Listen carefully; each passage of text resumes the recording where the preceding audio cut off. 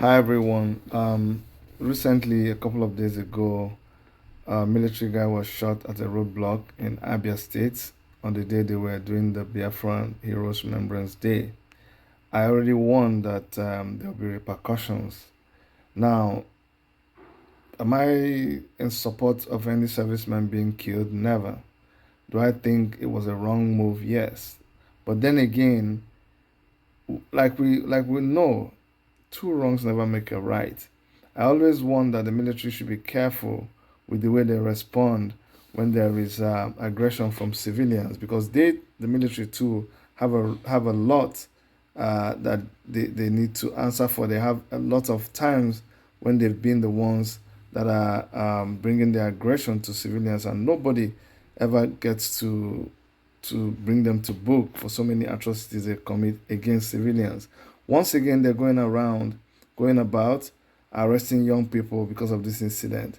I think it is important that we apply caution. Let the rule of law be applied. Let proper investigation be done, and let innocent people not be made to suffer for something they know nothing about. The next video is really very touching, and I want you to please share this video so that we can bring attention to this occurrence, as the young lady is asking in that video.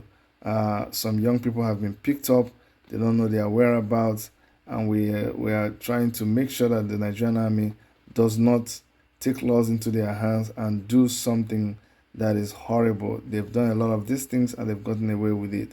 Let us focus on what happened. Let us bring people to justice. Let the law take its course. Please watch the video. It's been over 24 hours since my siblings were taken from our home. We stay around Obikabia Junction, Abia State, where the shooting happened 2 days ago.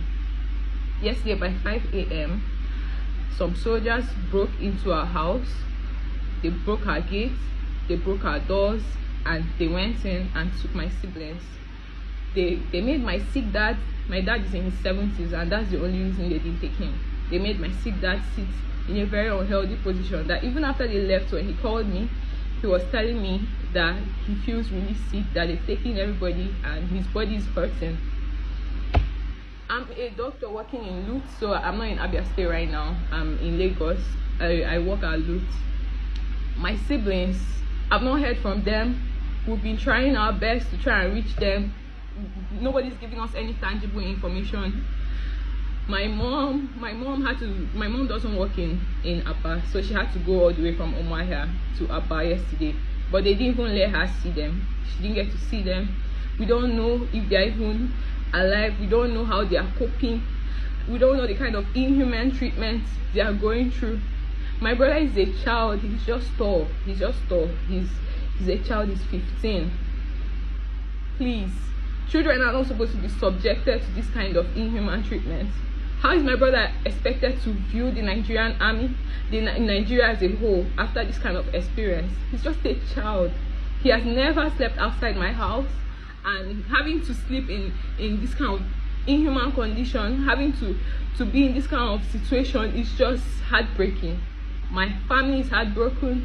My siblings, everybody has been crying since yesterday. Please, I'm calling on all human rights activists in Nigeria, in the world, outside Nigeria, in Africa, all child rights activists. I'm calling on all well-meaning Nigerians to please speak up about this. Please speak up about this, throw more light on this, so that they can bring back my brother in my siblings without hurting them, so they can bring them back, please. Because if we don't talk about this, I don't know how it will go. I don't know if it can take any route. It can go any way. Please.